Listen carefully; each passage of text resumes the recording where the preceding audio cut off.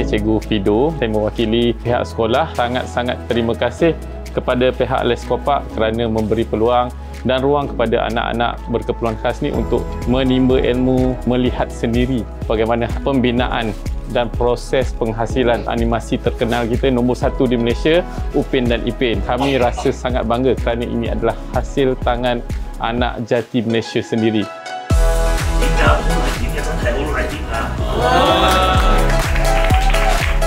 Terima kasih juga saya ucapkan kepada Datuk dan Dating kerana sudi memberikan voucher kepada anak murid kami lah. Murid-murid juga berasa gembira dan mendapat pembelajaran daripada lawatan ini. Pada hari ini rasa macam hari yang bersejarah dalam hidup saya dan juga anak-anak murid saya.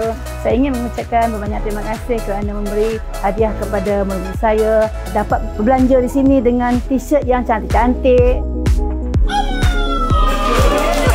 Nama saya Aisyah, saya murid pemasalah penglihatan.